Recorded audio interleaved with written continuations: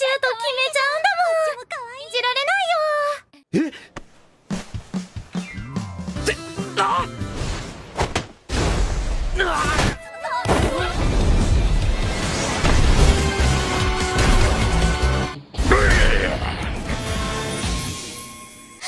私と結婚し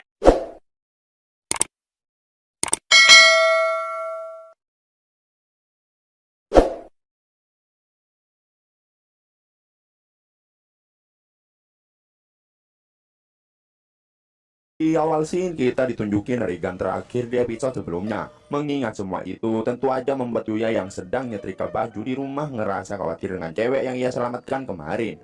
Namun kekhawatirannya itu hilang ketika mengingat cewek itu yang telah diselamatkan oleh pasukan penjaganya. Setelah itu Yuya baru ingat kalau dia tuh cuma memiliki satu baju aja. Berhubung sekarang dia tuh udah kaya, dirinya memutuskan untuk berbelanja beberapa baju di mall.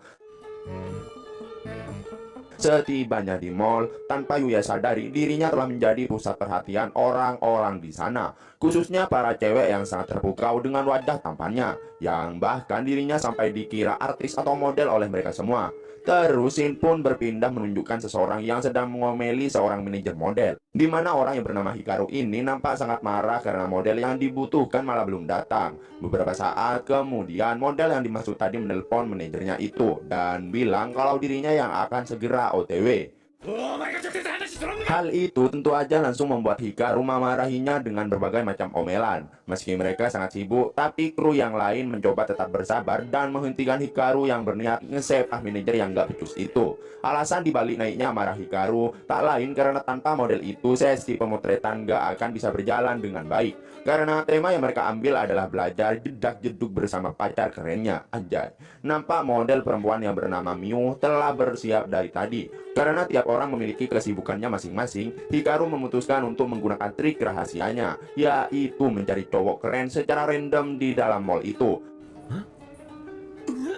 Di sisi lain, Yuya yang baru pertama kali mengenal namanya dunia fashion ngerasa kebingungan dengan baju yang hendak ia beli. Di tengah memilih bajunya itu, dua waifu datang menghampirinya, di mana Yuya mengira kalau mereka hendak menawarkan barang-barang mencurigakan. Namun ternyata mereka berdua malah mengajak Yuya untuk ngopi bareng bersama mereka. Yuya yang nggak pernah mengalami yang namanya digoda para ciwi-ciwi membuatnya kebingungan dalam menanggapi hal tersebut. Namun dirinya ngerasa harus menolak ajakan dari dua ciwi kawaii di hadapannya itu. Shin pun kembali ke kru foto model yang masih mencari model dadakan untuk mereka. Di saat yang bersamaan, Yuya ngerasa khawatir dengan dua ciwi kawaii yang tadi ia tolak. Di mana ternyata kedua ciwi kawaii tadi terlihat masih membeku setelah ngelihat wajah dan mendengar jawaban Yuya tadi. Hikaru yang masih kebingungan mencari model tanpa random di sana, secara kebetulan dirinya berpapasan dengan Yuya di eskalator. Melihat ketampanan Yuya membuat Hikaru terkejut dalam seketika. Ngerasa menemukan target yang cocok, Hikaru pun nyamperin Yuya yang masih mencari baju baru di sana. Dan benar saja, nampak Yuya yang pada akhirnya menjadi model sementara untuk sesi pemotretan mereka semua. Dari alasan Hikaru diketahuilah kalau model yang mereka pekerjakan sedang dalam kondisi tepar karena mabuk semalaman. Meski agak merepotkan, namun Yuya yang dasarnya baik hati berniat membantu mereka yang sedang dalam kesulitan. Nampak Hikaru yang bersemangat dan senang dengan wajah natural Yuya yang dimilikinya. Di tengah Yuya yang sangat gugup, Mio pun bilang kalau itu wajar karena itu kali pertama Yuya melakukan hal tersebut. Setelah itu Hikaru nampak sudah membriefing Mio untuk pose berikutnya. Yuya yang ngelihatnya nampak kagum dengan Mio yang mana ia ngerasa meski umur mereka tak begitu jauh, tapi dirinya menilai Mio yang sangat tangkas saat bekerja. Yuya pun mencoba menguatkan dirinya supaya tidak merepotkan ataupun mengecewakan mereka semua. Baru aja ngomong gitu, Mio diminta untuk berpose mendekat dengan Yuya. Tidak hanya berpose nempel boba seperti itu, Mio juga diminta untuk berpose melingkari tangan di antara leher Yuya. Semua kru Hikaru pun bersyukur karena ngerasa itu akan segera selesai. Shin pun pindah di isekai. Nampak Putri Alexia yang sedang melamunkan momen ketika dirinya diselamatkan oleh Yuya sebelumnya. Namun karena pandangannya saat itu samar-samar, dia pun gak bisa ngelihatnya dengan baik wajah penyelamat itu. Ngerasa penasaran, hal itu membuatnya berniat untuk kembali ke hutan mematikan itu lagi. Meski para penjaganya berniat menghentikannya, namun hal itu gak cukup untuk menghentikan rasa kepo Tuan Putri mereka itu. Dengan pedenya, Alexia malah mengajak para penjaganya untuk ikut dengannya memasuki hutan iblis agung. Shin pun malah kembali ke Yuya dan juga Mio, yang dimana Mio nampak minta maaf karena mereka telah melibatkan Yuya ke dalam hal merepotkan seperti itu. Yuya yang menjawabnya sambil minum malah membuatnya tersedak. Ngelihatnya membuat Mio tersenyum dan meminjamkan sapu tangannya. Setelah itu mereka berdua pun nampak mengobrol kembali. Namun kali ini obrolan mereka sedikit masuk ke dalam masa lalu mereka masing-masing. Meskipun baru kenal, Yuya menceritakan dirinya yang selama ini nggak pernah mengenakan pakaian bagus seperti itu, dan cenderung menjalani kehidupan yang nggak mengenal tren busana sama sekali. Namun dirinya yang baru aja menjalani dunia permodelan membuatnya memahami betapa besarnya kerja keras semua orang yang menekuni pekerjaan itu. Setelah mendengar cerita Yuya, Mio pun menceritakan soal dirinya yang ingin diperhatikan. Semua itu disebabkan karena orang tuanya kelewat sibuk sampai dirinya jadi gak pernah diperhatikan oleh mereka berdua. Dan awal mula Mio menjadi seorang model tak lain supaya mereka memperhatikan dirinya. Setelah cukup banyak bacotan motivasi dari Mio ngerasa Yuya juga bisa menikmati tiap momen dalam hidupnya sebaik mungkin. Mio juga minta supaya Yuya menikmati alur kehidupannya secara perlahan-lahan. Mendengarnya membuat Yuya bertanya apakah dirinya juga bisa melakukan hal tersebut. Dengan senyuman kawainya, Mio pun meyakinkan Yuya kalau dia tuh pasti bisa melakukannya. Singkat cerita, di tengah kebersamaan mereka, seseorang bernama Xiao datang dan langsung membuat para ciwi-ciwi di sana menjadi histeris ngelihatnya. Meskipun tampan, namun kepribadiannya sangatlah buruk. Sampai-sampai dirinya ngerasa kalau sesi pemotretan itu adalah hal yang sangat konyol baginya. Mendengarnya membuat kru dan juga Hikaru mulai tersinggung karena ucapan Xiao barusan. Yuya yang mencoba menghentikannya, namun dirinya malah mendapati Xiao yang berniat menghajarnya. Mampus lo, sok jago doang, bang. Yuya pun cuma bisa terkejut ngelihat orang yang sok jago ini malah mau mengajarnya barusan. Yuya juga ngerasa kalau pukulan Xiao barusan dirasa sangat lamban. Di luar itu semua, Yuya khawatir karena dirinya baru aja membanting Xiao dengan cukup keras. Dirinya takut akan dihujat karena baru aja membanting pria tampan. Tapi Xiao yang baru tersadar pun dibuat terkejut karena dirinya yang seorang petinju sekelas Mike Tyson malah dengan mudahnya dibanting oleh Yuya. Hikaru kemudian menghampirinya dan memberitahukan kalau semua kelakuan busuk tadi telah direkam oleh krunya. Hikaru juga menekankan supaya Xiao tidak meremehkan suatu pekerjaan. Semua itu tentu aja membuat Xiao langsung pergi dari sana. Mio yang berterima kasih pada Yuya bukannya tanpa alasan, melainkan karena Xiao yang selama ini selalu mengincar dirinya. Mendengarnya membuat Hikaru mengajak Mio untuk memenuhi prosedur untuk ditangani secara resmi. Setelah semua kejadian itu, Hikaru pun menawarkan pekerjaan model untuk Yuya. Namun Yuya hanya bisa berterima kasih atas tawarannya itu. Dirinya menolak karena merasa belum pantas dengan skillnya yang masih abal-abal seperti itu. Mendengarnya membuat Hikaru menghargai keputusan Yuya yang sangat dewasa itu. Meski tak bisa membayar dalam bentuk uang, namun sebagai hadiah atas kerja keras Yuya seharian, Hikaru dan timnya menghadiahi beberapa set baju yang sangat bermerek untuknya. Meski merasa sungkan, namun Hikaru meyakinkan bahwa kerja keras orang lain harus diberikan sebuah imbalan. Mendengarnya membuat Yuya hanya bisa menerimanya dengan senang hati. Setelah saling berterima kasih, Mio pun meminta bantuan Yuya jika bertemu lagi di lain kesempatan. Yuya pun paham dan turut mendoakan kesuksesan Mio sebagai foto model. Dalam perjalanan pulang, Mio yang terus memandangi wajah Yuya malah membuat dia tuh malah malu sendiri dan disadari oleh Hikaru. Hal itu tentu aja membuat Hikaru terus ngisengin Mio yang masih memerah. Di sisi lain, Yuya yang sedang memandangi baju-baju bermerek pemberian Hikaru dan timnya tadi, tapi Shin malah berpindah di isekai. Nampak pasukan Alexia yang tengah kewalahan karena harus menghadapi banyak monster di dalam hutan. Satu persatu pasukannya nampak ditumbangkan oleh para monster yang menerjang mereka semua. Di tengah kesulitan mereka semua, Alexia yang tidak menyadari adanya seekor monster di belakangnya. Namun secara tiba-tiba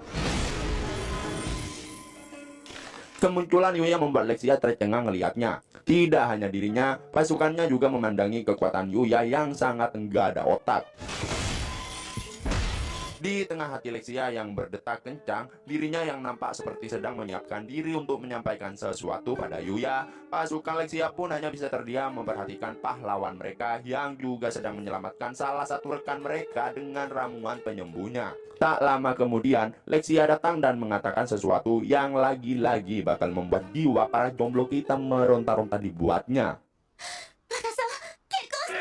Kita ditunjukin lanjutan dari episode sebelumnya, yang dimana Lexia yang ngajak Yuya nikah, tapi para penjaganya menentang hal tersebut. Karena Lexia yang seorang putri, jadi ya dirinya harus paham soal kedudukannya.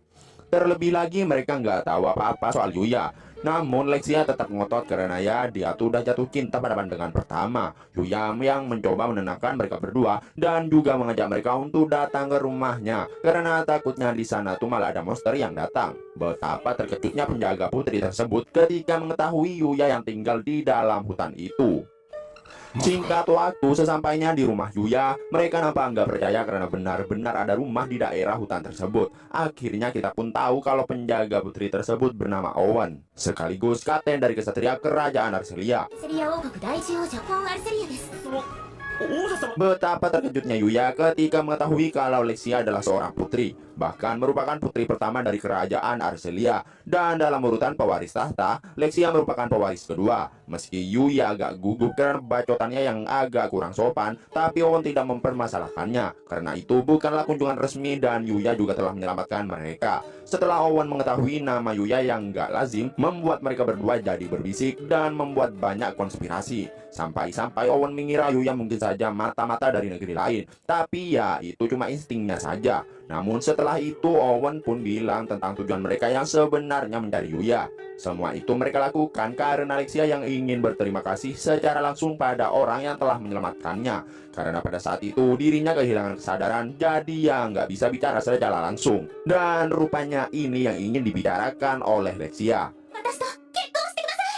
Meski agak senang mendengarnya, tapi ya itu terlalu awal bagi Yuya. Mendengar jawaban Yuya membuat Lexia menyadari kalau cinta itu pasti mempunyai halangan seperti yang ada di novel romansa yang pernah dia baca. Oleh karena itu Lexia berniat memulai hubungan mereka itu dengan berteman terlebih dahulu. Meski awalnya Yuya agak ragu karena teringat dengan masa lalunya, tapi pada akhirnya dia pun mau berteman dengan Lexia.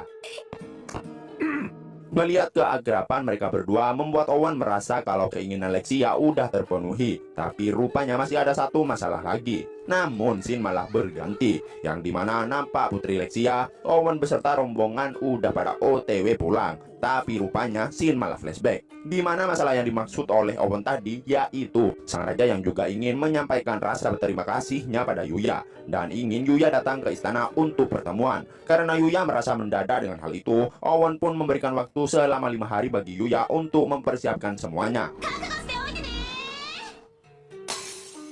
Terus Shin pun pindah menunjukkan seseorang yang marah karena anak buahnya yang gagal untuk membunuh Lexia. Karena semua pasukan mereka tersesat di dalam hutan dan malah pada meninggoy karena disepah sama para monster yang ada.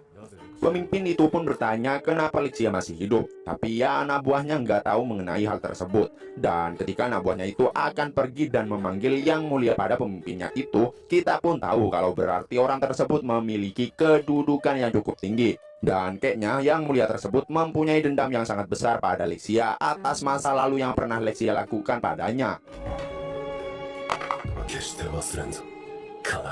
Terus Shin pun pindah ke Yuya yang tengah menandai hari pertemuannya dengan Raja Arcelia di kalender. Setelah itu dia pun segera OTW ke Akademi Osei, yang dimana sekarang tuh dia memutuskan untuk pindah ke akademi tersebut. Seperti biasa, saking good looking-nya Babang Yuya membuat orang-orang di sepanjang jalan hampir meninggoy melihat ketampanannya.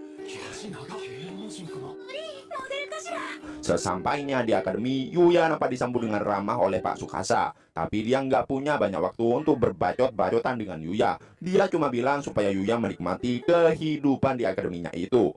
Singkat waktu, sesampainya Yuya di dalam kelas, senseinya pun mulai menerangkan Yuya yang sekarang udah jadi murid permanen Akademi Osei. Jadi ya mungkin dia tuh bakal membutuhkan banyak bantuan.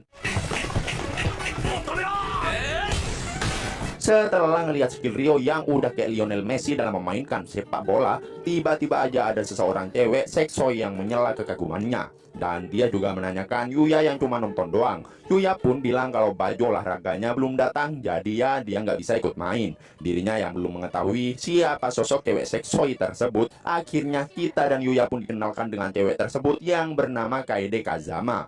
Yuya pun ya berusaha untuk mengakrabkan diri dengan Kaede. Setelah itu nampak Rio yang tengah dijaga oleh banyak pemain. Mereka yang awalnya sangat percaya diri kalau Rio nggak bakalan bisa menembus pertahanan mereka, akan tetapi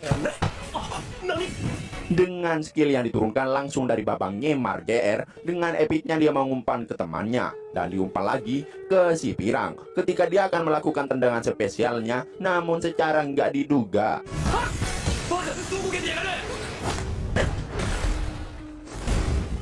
betapa terkejutnya semua orang ketika ngelihat aksi epic Yuya menyelamatkan Kaede yang hampir kena bugem sama bola. Rio nampak nggak percaya dengan apa yang udah Yuya lakukan. Dan tentu aja Kaede jadi terngiang-ngiang dengan aksi babang Yuya barusan.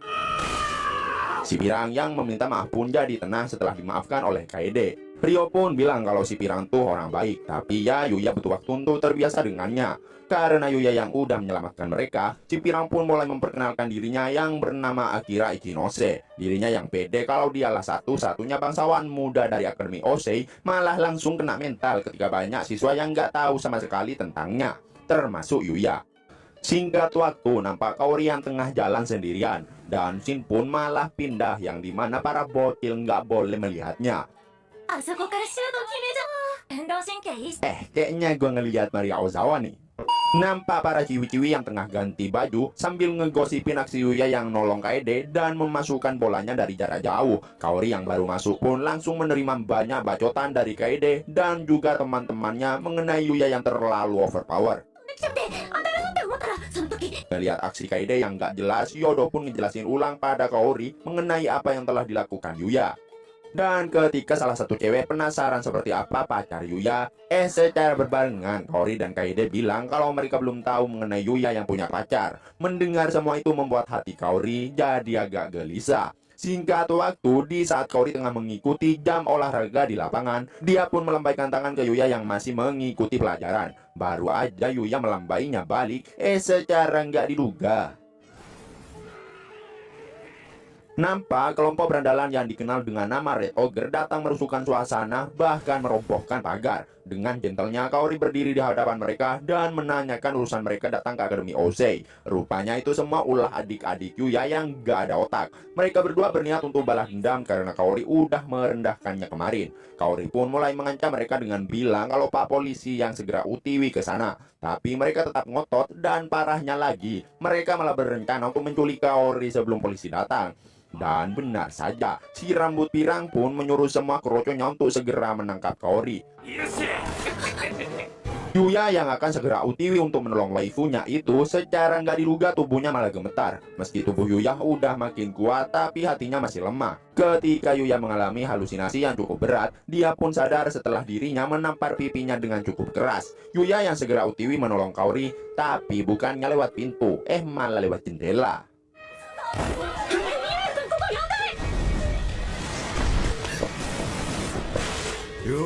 Setelah meloncat dengan epik dan berada di hadapan orang yang bernama Araki, Araki pun memerintahkan semua anak buahnya untuk ngesepah Yuya. Dan inilah yang terjadi.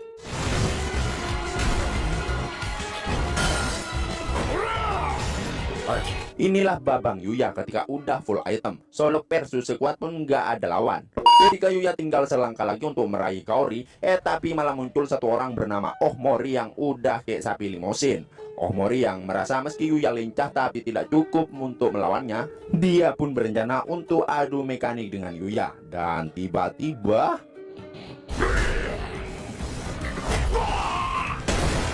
ya elah, badan doang gede, melawan orang kurus aja malah langsung nyungsep. Yuya yang mendekat pada Kaori, tapi semua berendal itu nampak nggak ada yang berani menghalangi Yuya. Ya, Yuya pun mulai menanyakan kondisi Kaori. Bersama dengan itu nampak seseorang yang tengah siap dengan motornya. Dan rupanya itu adalah leader Red Ogre yang berencana untuk menabrak Yuya menggunakan motornya. Dan secara tiba-tiba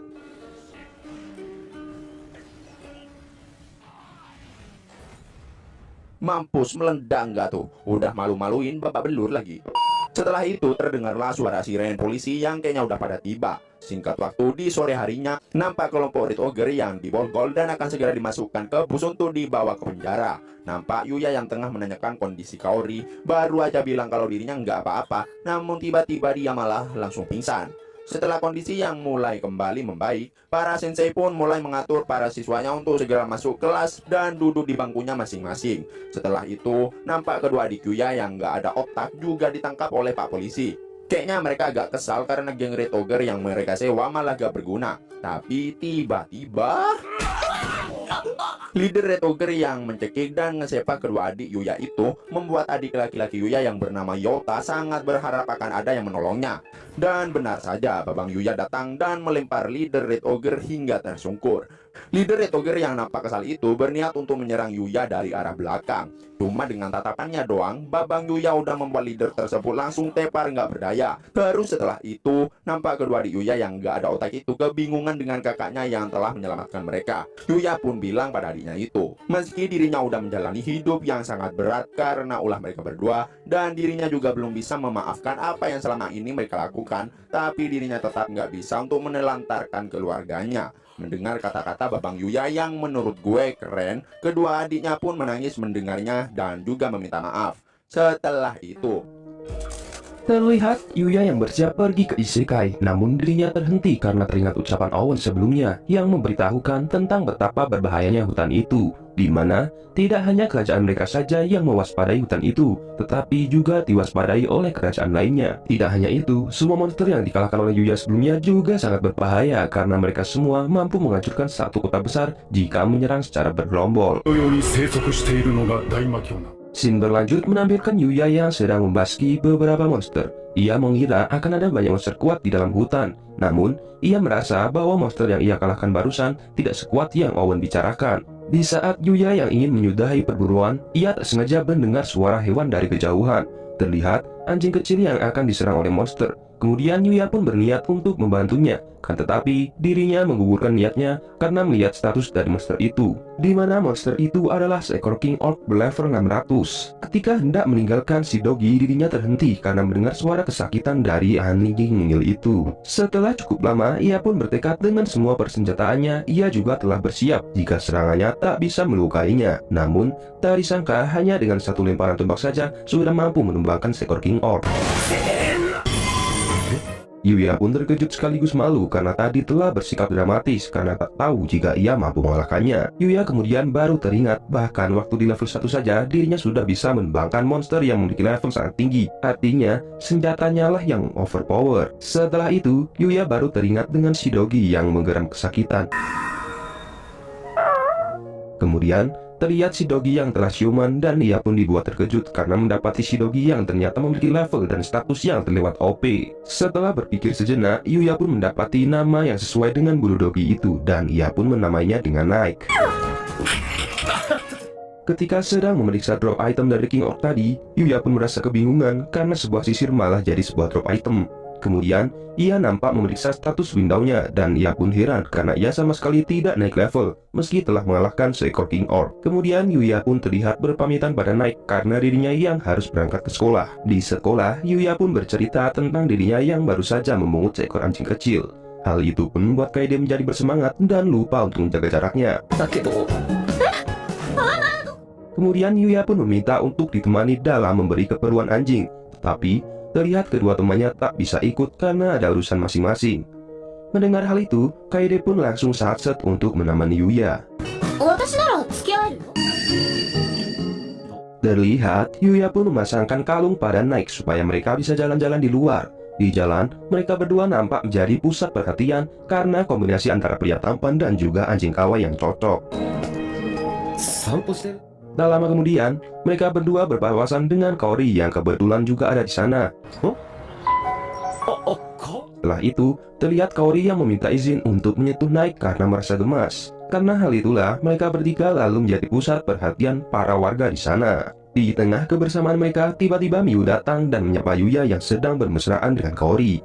Hal itu pun membuat orang di sekitar nampak memandangi kombinasi yang kali ini menjadi cowok tampan dan dua cewek cantik dengan dogi kawaii. Ternyata banyak dari warga di sana yang mengenali Miu karena profesinya sebagai supermodel. Menyadari mereka yang telah menjadi perhatian publik, Miu pun pergi dari sana dan bertanya pada Yuya bahwa mereka pasti akan bertemu lagi di taman karena Yuya akan sering jalan-jalan di taman itu. Karena hal itu, Kaori pun langsung bertanya dengan sangat gugupnya. Kaori menganggap bahwa Yuya telah berpacaran dengan Miu. Sontak, Yuya pun tidak membenarkannya dan ketika ia berkata dirinya sama sekali tidak cocok dengan Miu. Kemudian terdengarlah suara teriakan dari seseorang yang lagi kecopetan. Melihat hal itu membuat Yuya meminta Naik untuk segera mengejar copet itu. Sedangkan mereka berdua nampak pergi ke arah sebaliknya. Sesaat kemudian, Naik berhasil menyeret pencopet sampai ke Yuya. Kemudian menyuruh Kaori untuk segera menghubungi polisi. Hal itu pun jelas membuat pencopet itu berusaha menyerang Kaori. Namun seketika, kejadian barusan membuat semua orang di sana menjadi kagum dan menyoraki dirinya. Kaori yang cemas menanyakan keadaannya, namun tentu saja Yuya tak akan mungkin kenapa-napa. Scene berpindah pada Yuya dan Naik yang sedang grinding di hutan untuk menaikkan levelnya. Mereka berdua nampak dengan mudah membasmi para monster di sana. Kemudian mereka menyadari adanya seekor monster yang sangat kuat. Yuya pun refleks menggunakan skill asimilasinya karena mendeteksi seekor monster berlevel 630. Dari statistiknya, Yuya menyadari bahwa monster itu pasti bisa menggunakan banyak sihir. Karena tak ada pilihan lain, mereka memutuskan untuk melawan monster itu. Pertempuran terjadi di mana monster Kijang terlihat mampu menggunakan sihir yang ada pada kedua tanduknya. Setelah menganalisa kristal dari monster itu, Yuya meminta nolong pada Naik untuk mengalihkan perhatian sang monster. Kemudian terlihat Naik terus melompat dari satu pohon ke pohon lainnya dengan sangat cepat. Hingga pada akhirnya, di tengah ledakan beruntun yang diakibatkan dari combo skill monster itu, dirinya mengira Yuya dan juga Naik telah kalah. Namun sesaat kemudian, setelah berhasil mengalahkan monster, Yuya menyadari semakin dalam mereka memasuki hutan, maka mereka juga harus semakin fleksibel di tiap waktunya. Yuya kemudian memeriksa semua drop item yang mereka dapatkan tadi, dan lagi-lagi Yuya mendapatkan drop item yang sangat aneh, di mana kali ini dirinya mendapatkan sebuah bak mandi portable yang sangat mewah. Di rumah mereka berdua nampak sedang menikmati bak mandi portable yang baru mereka dapatkan itu. Setelah itu, terlihat Yuya yang kewalahan dalam menghadapi monster yang bernama Terenggiling. Bahkan dengan kemampuannya, Yuya tak mampu menembus pertahanan monster itu. Meskipun terluka, Yuya tidak kehabisan akal. Dirinya menyadari kecepatan monster itu yang terus menurun di tiap waktunya. Hingga pada akhirnya, dengan akalnya Yuya sengaja memancing monster itu agar menerjang tembok batu di belakang mereka. Melihat si monster yang tertancap pada batu itu, membuat sang monster itu menjadi sasaran empuk bagi Yuya dan Naik. Setelah berhasil mengalahkannya, akhirnya Yuya mampu bertambah level setelah sekian lama.